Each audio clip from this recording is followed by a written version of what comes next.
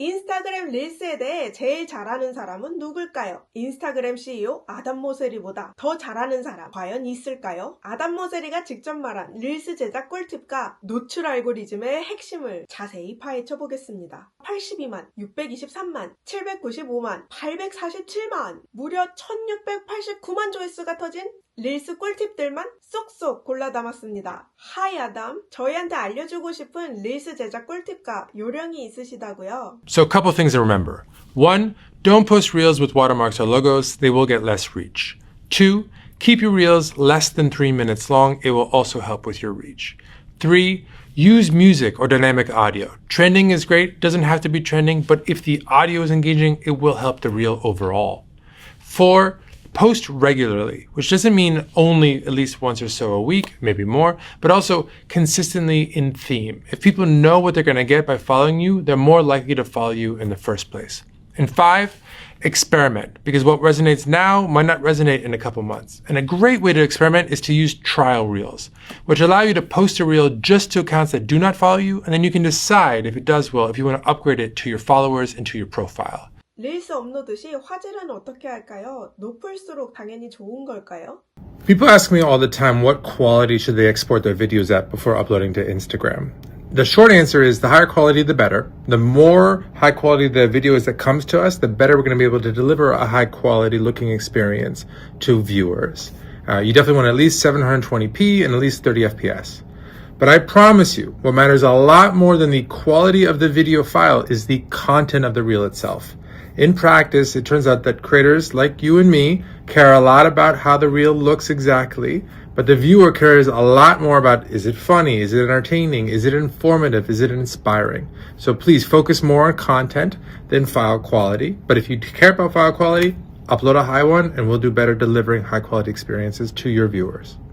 혹시 릴스 노출 알고리즘에 대해 조금 더 자세히 말씀해 주실 수 있을까요? I'm going to try and explain as best I can how ranking works on Instagram in a series of videos, and this is the first one. Because the more you know, the better you can leverage the platform, and the more success you can have, and the better Instagram will be. So at a high level, there are 2 types of ranking on Instagram. There's one for accounts you follow. We call that connected reach. And there's another for accounts that do not follow you yet. We call that recommendations or unconnected reach. Now, for both, the most important signals are the same 3. They are how much of a video we think someone is going to watch, and whether or not we think they're going to like that video, or they're going to actually send that video to a friend. And so what you need to look at is average watch time, likes per reach, and sends per reach. Now, if you really want to understand the nuances, likes are actually slightly more important than sends for connected content, and sends are actually a little bit more important than like for unconnected content, but time is the most important for both. So if you're trying to understand why one reel may have done better than another, check out your insights and look at those metrics. And if you're specifically worried about posting too much, I highly encourage you to take a look at our trials feature, which allows you to bypass the entire connected ranking system and just go straight to the unconnected recommendations. So you don't risk bothering people who have followed you with too much content. 와, 기존 팔로워한테는 공유를 많이 받는 게 중요하고 예비 팔로워들한테는 좋아요를 많이 받는 게 중요하다고요? 진짜 몰랐어요. 그럼 도달을 조금이라도 더 높이기 위해서는 어떻게 하면 좋을까요? These are the 3 metrics you should pay the most attention to if you're optimizing for reach. Now, I want to be clear. You need to be you and be authentic. Don't just care about reach, but obviously you want to create content that's going to reach more people. And yes, follower count matters, but if you understand what's driving your follower count and what's driving your reach per post, take a look at the average watch time, if it's a reel, and the like rate and the send rate. So the total likes over total number of people reached, and total sends over total number of people reached. These will give you a sense of how watchable the video was, how likable it was, and how shareable it was. And then look for patterns. Are there things that you've posted typically that get a lot more likes but not a lot of sends, or vice versa?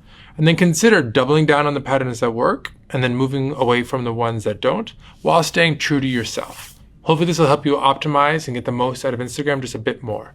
도달률을 극대화하고 싶다면 가장 주의 깊게 봐야 할 지표는 릴스 기준으로는 평균 시청 시간, 도달한 사람 대비 좋아요 비율, 그리고 공유 비율이라는 거네요. 그럼 릴스 올릴 때 짧은 영상이 좋을까요? 긴 영상이 더 유리할까요?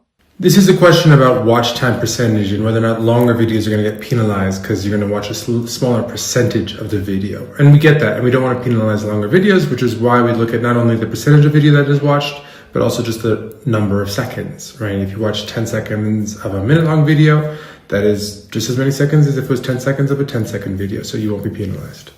신규 기능이 생겼던데요. 리포스트라고요. 이거 리포스팅한 사람들이 기존 원작자의 조회수를 뺏어가는 걸까요? So we want Instagram to be a great place for original content creators. So when we do detect, and we don't always catch, but when we do detect that someone is reposting your content, your reel, we're not only going to notify you about it, but when that other post was going to be seen by someone, we actually swap it out and show yours instead. Because we want to, as much as we can, reward the original content creator, not the aggregator. Now that said, if it was never even posted on Instagram or it's modified in some way, we might not be able to detect that it was copied, but when we do, we swap and we notify. 오호, 그럼 리포스트가 많이 될수록 유리하겠어요. 마지막으로 저희에게 릴스 말고 꼭 해주고 싶은 얘기가 있으시다고요? This is the third in a short series of videos about how ranking works on Instagram. And on this one, I wanted to focus on stories. Now to start, I want to be clear that for almost every creator out there, you're going to reach more people if you post to feed than if you post to stories. And that's because stories is designed to really connect people with others that they know in real life, their friends. Now that said, this is how ranking works. We rank for a number of things, but the most important signals are how likely you are to tap on the story in the first place, how likely you are to like that story, and how likely you are to send a message or reply to that story. Obviously, replies aren't relevant for most people because they're not going to just respond to a creator that they love but they've never met in real life. They might, but they probably won't. So if you want to reach the most people possible, post to feed. But if you want to use stories, remember that they are a way to reach your most passionate audience, a subset. These are people who are willing to go tap on your story without even knowing what's behind it. And so think about things like behind the scenes content, even more authentic and raw content, things that are super timely, things that people who are really passionate about you are going to be excited about, and that will help your stories reach over time.